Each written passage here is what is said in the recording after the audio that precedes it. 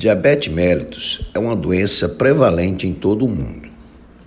Estima-se que entre 8% a 10% da população global sejam portadores desta doença.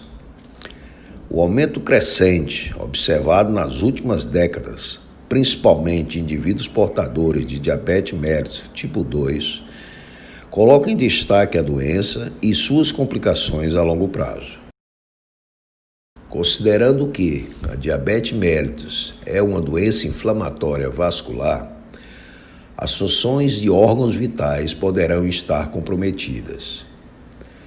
Quando o leito macrovascular, onde artérias de pequeno e médio calibre são lesionadas, a insuficiência coronariana aumenta a frequência de infarto agudo do miocárdio e insuficiência cardíaca congestiva em pelo menos 65% dos casos, principalmente observado em idosos. As alterações cardiovasculares são frequentes causas de óbito.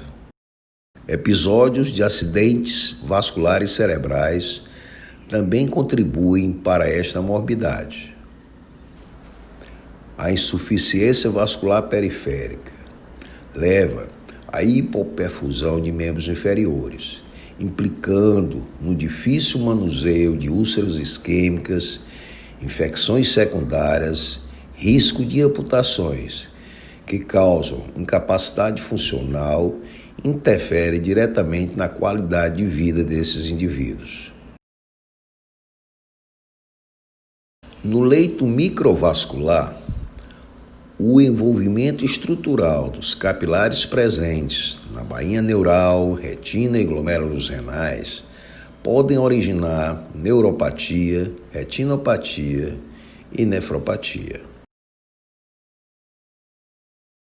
A nefropatia diabética é uma condição específica encontrada em pacientes portadores de diabetes mellitus.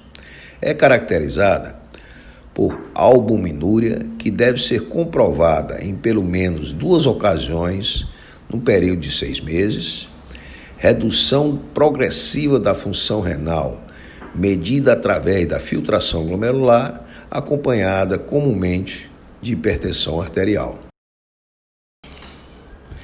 Esta entidade deve ser considerada como uma das mais graves complicações observadas em pacientes com diabetes mellitus tipo 1, entre 30% a 40%, e em diabetes mellitus tipo 2, entre 6% a 60% dos casos. Os mecanismos de lesão vascular são semelhantes. No entanto, podem haver algumas diferenças quanto à faixa etária mais acometida e o início das manifestações clínico-laboratoriais. A evolução desta condição é silenciosa e progressiva. Daí ser fundamental o diagnóstico precoce para que sejam tomadas medidas que possam interferir na progressão da doença. A identificação dos fatores de risco para perda de função renal e para outras comorbidades também determinam riscos de vida. Ao lado das complicações cardiovasculares, a nefropatia diabética tem relação direta com o prognóstico desses indivíduos.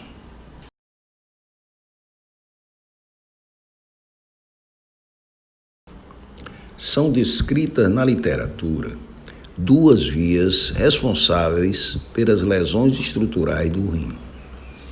Uma via metabólica e outra dependente de alterações hemodinâmicas. Na via metabólica, a hiperglicemia encontrada no meio diabético desencadeia a geração de produtos finais da glicolização avançada, estimula a liberação de fatores de crescimento e citocinas inflamatórias, que em conjunto favorecem a expansão de matriz mesangial, proliferação de células mesangiais e espessamento de membrana basal glomerular. Na via hemodinâmica, onde vários mediadores estão implicados, estas alterações glomerulares devem-se principalmente ao aumento da pressão intraglomerular, causada pela desregulação entre estímulos vasodilatadores e vasoconstrictores. Baseado nestas alterações e do conhecimento que a angiotensina 2 contribui para a vasoconstricção em arteríola eferente e consequente aumento da pressão intraglomerular, drogas bloqueadoras da enzima conversora são amplamente utilizadas como proteção renal. As ações desencadeadas nestas duas vias agem conjuntamente, determinando as lesões renais que levam à albuminúria, hipertensão arterial e progressão para a doença renal crônica. As lesões histopatológicas renais encontradas são variadas, envolvendo todos os componentes do néfron, glomérulos, túbulos e arteríolas. E a presença destas alterações são dependentes do tempo de doença. Em fases iniciais do comprometimento renal, são encontradas proliferação de células mesangiais, aumento da matriz mesangial e espessamento de membrana basal glomerular. Em fases mais avançadas, a presença de alinose e esclerose glomerular ou periglomerular são indicativas de doença crônica. Pode-se também encontrar lesões com grau de comprometimento diferentes em uma mesma amostra tecidual.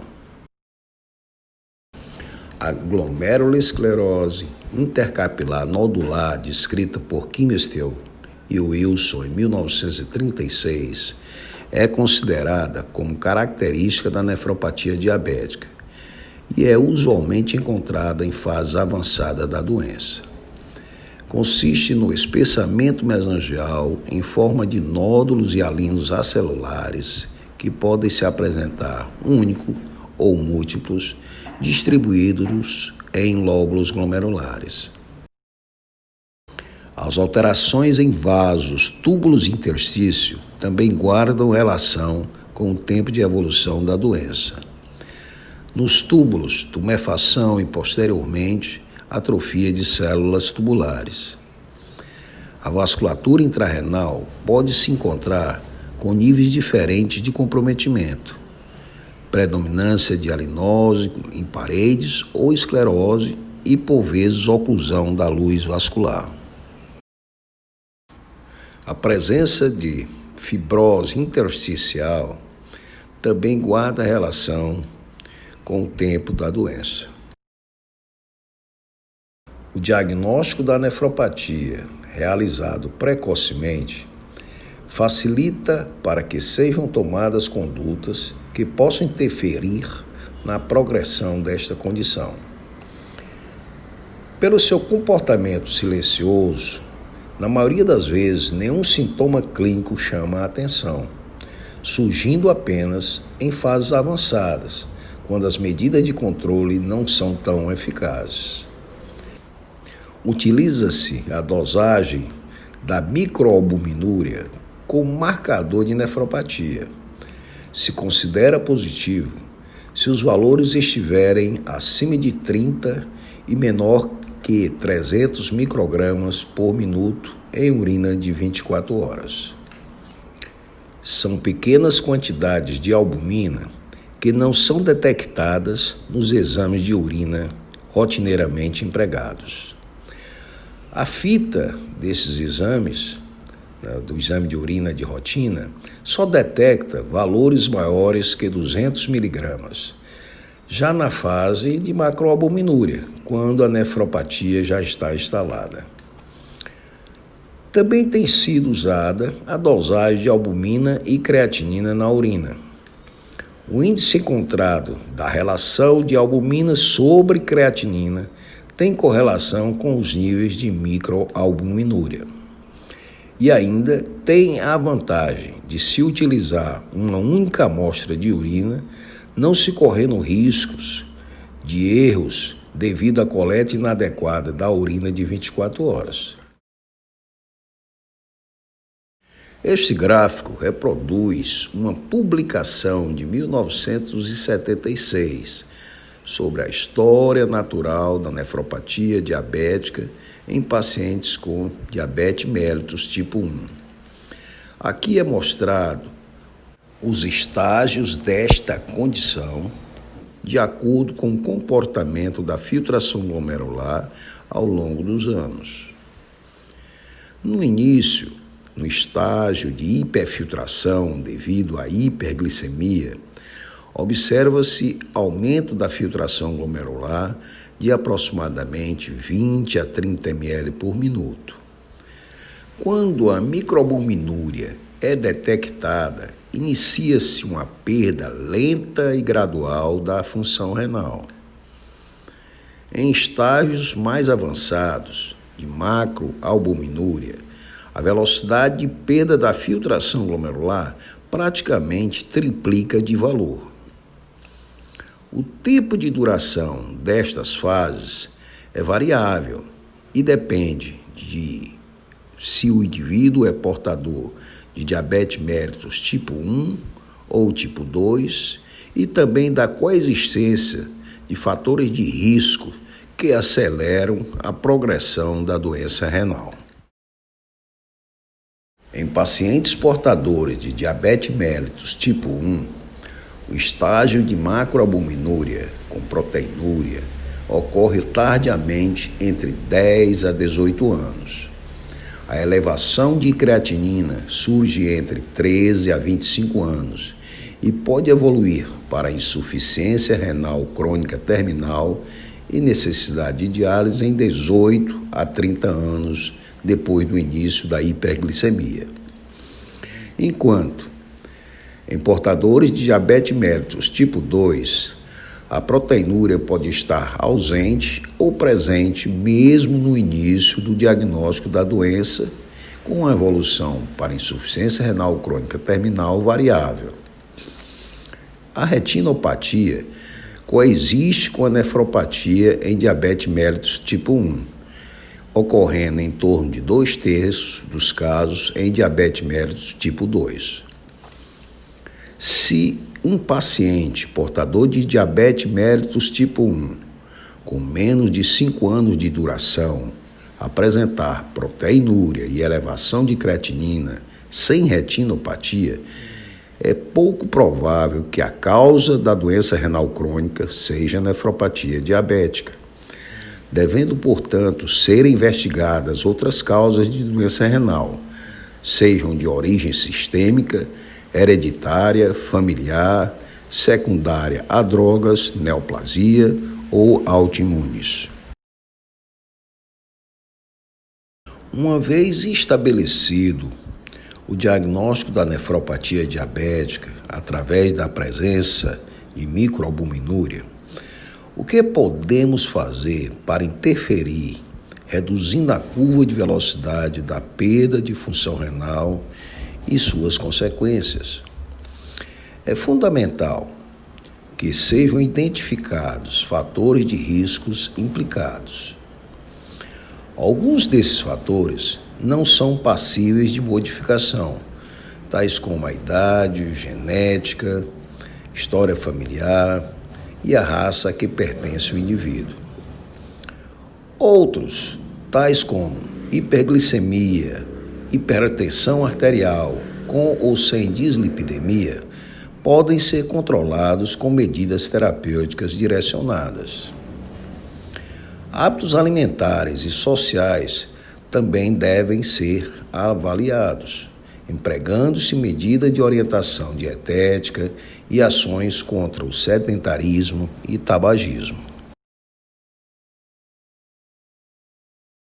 O efeito da melhora do controle glicêmico nos desfechos clínicos, incluindo a progressão da nefropatia diabética, tem sido testado em vários estudos clínicos envolvendo pacientes portadores de diabetes mellitus tipo 1 e diabetes mellitus tipo 2. A principal evidência sobre o benefício do controle glicêmico em pacientes portadores do diabetes mellitus tipo 1 vem de um estudo realizado nos Estados Unidos e Canadá em um período de 10 anos, de 1983 a 1993. Foram incluídos nesse estudo, aleatoriamente, 1.441 pacientes em 2 grupos, com um segmento de 6,5 anos. Um grupo com controle intensivo da glicemia tinha uma meta de hemoglobina glicada em torno de 6,05%, e o outro grupo com controle glicêmico convencional. Os resultados mostraram uma redução relativa do risco de 39% para desenvolvimento de microalbuminúria e redução relativa do risco de 56% para macroalbuminúria. Associado a esses resultados, houve também a redução de retinopatia e neuropatia. Após o término do estudo, 1.375 participantes continuaram sendo seguidos por mais 4 anos. O desenvolvimento de microalbuminúria e macroalbuminúria foi reduzido em 53% e 86%, respectivamente, para o grupo de controle intensivo nos anos adicionais. Assim, os efeitos benéficos do controle glicêmico sobre complicações microvasculares são significativos e duráveis em pacientes portadores de diabetes mellitus tipo 1. Entretanto, os dados disponíveis para pacientes com diabetes mellitus tipo 2 são imprecisos e duvidosos.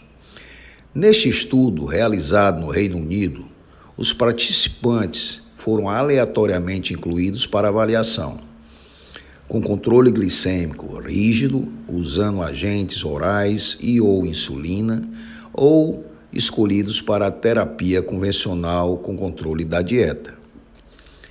A concentração média de hemoglobina glicada foi de 7% no grupo de controle intensivo, em comparação de 7,9% no grupo convencional. Os participantes do grupo de controle intensivo de glicemia tiveram uma redução em qualquer ponto final relacionada ao diabetes mellitus, mas não foi observada vantagem adicional sobre o grupo convencional na redução para eventos renais, ou seja, o desenvolvimento de microalbuminúria, macroalbuminúria ou duplicação da concentração de creatinina sérica. 3 grandes ensaios mais recentes, com inclusão de quase 25 mil participantes, foram realizados para avaliar qualquer benefício potencial do controle intensivo da glicemia em pacientes com diabetes mellitus tipo 2. Estes estudos visaram e alcançaram concentrações de hemoglobina glicada de 6% e em 7% para o grupo convencional. Os resultados desses estudos não mostraram benefício dos efeitos cardiovasculares no grupo controle intensivo e sem nenhum benefício adicional na preservação da função renal. O achado mais relevante foi que todos os 3 ensaios estabeleceram um risco aumentado para eventos hipoglicêmicos relacionados às concentrações de hemoglobina glicada em torno de 6%. Em resumo, o controle glicêmico para uma concentração de hemoglobina glicada em torno de 7% previne complicações microvasculares. No entanto, não está claro se qualquer redução adicional da concentração de hemoglobina glicada é de utilidade, particularmente para prevenir progressão de comprometimento renal. Devem ser observados cuidados para episódios de hipoglicemia quando se tem uma meta de hemoglobina glicada de 6%.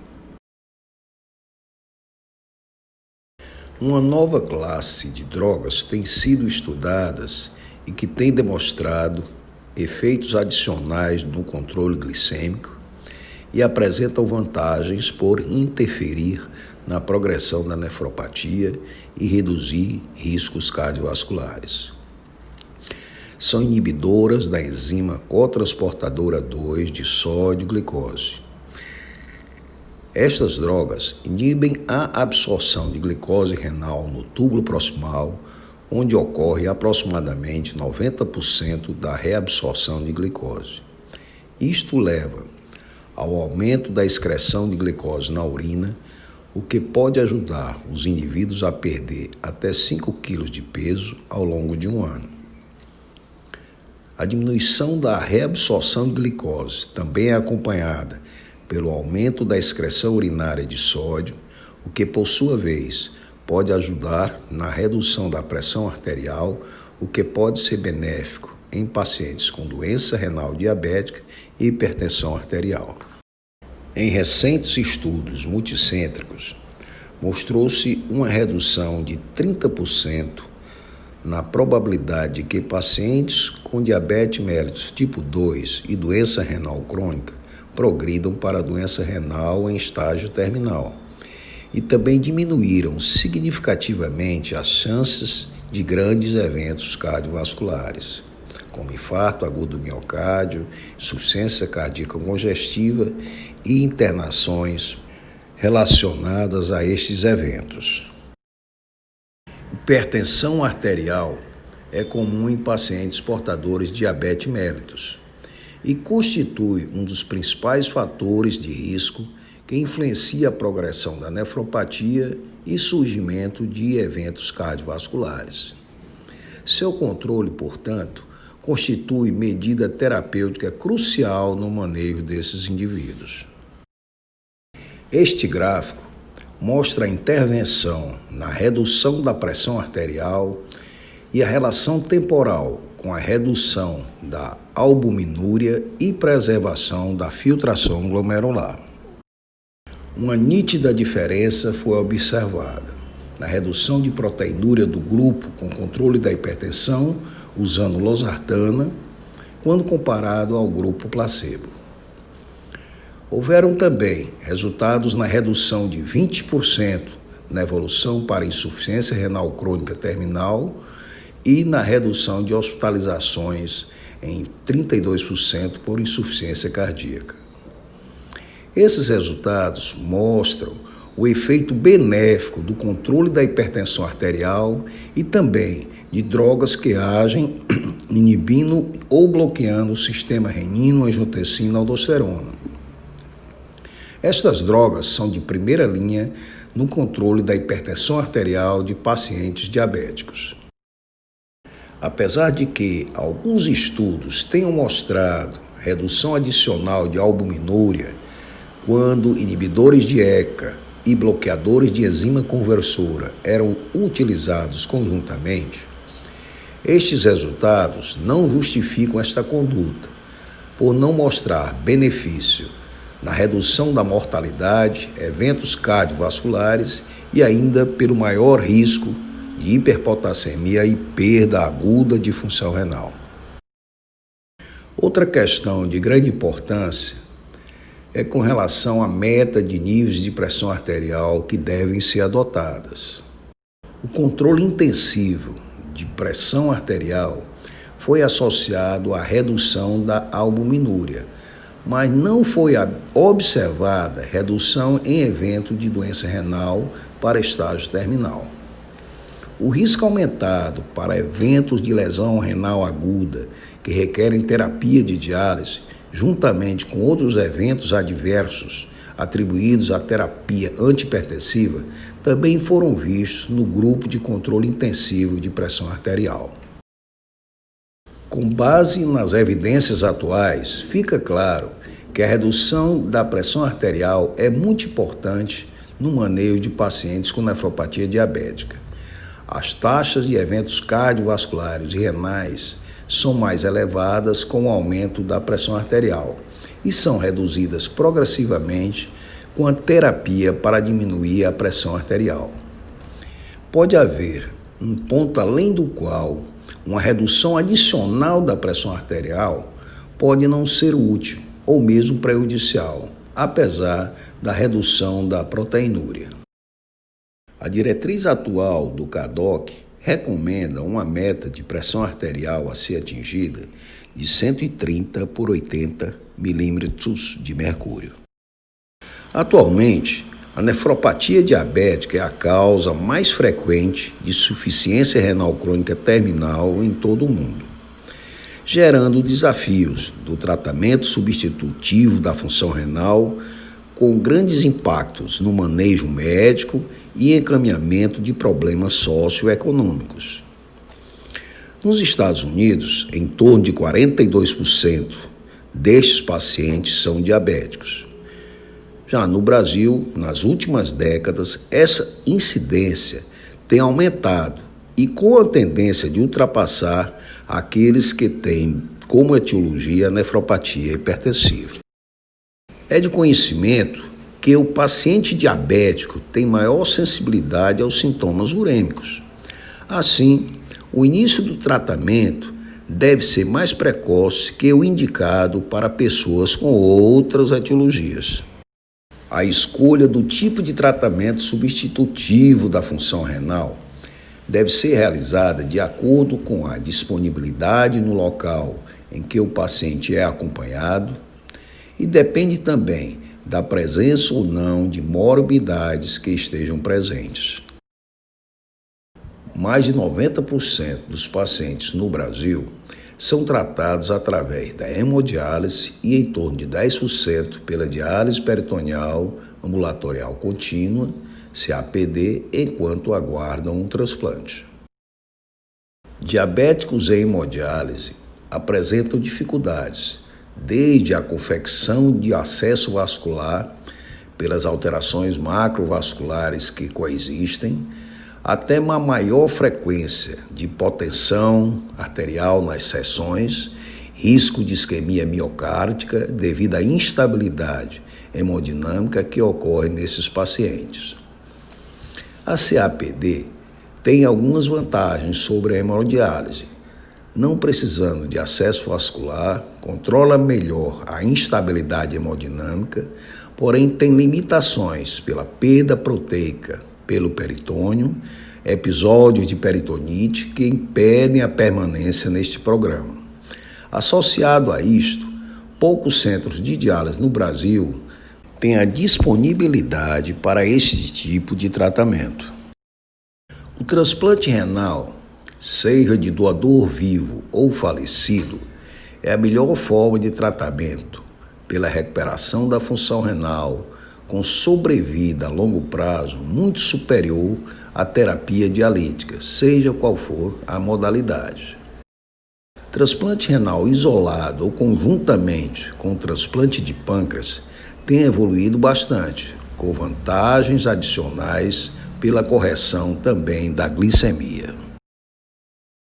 Em resumo, é possível interferir na evolução da nefropatia diabética, com tratamento preventivo e adequado da hiperglicemia, mudanças de hábitos sociais, controle da hipertensão arterial, uso como primeira linha de drogas inibidoras ou bloqueadoras do sistema renina-angiotensina-aldosterona e ainda tomar medidas para estabilização de estados de dislipidemia.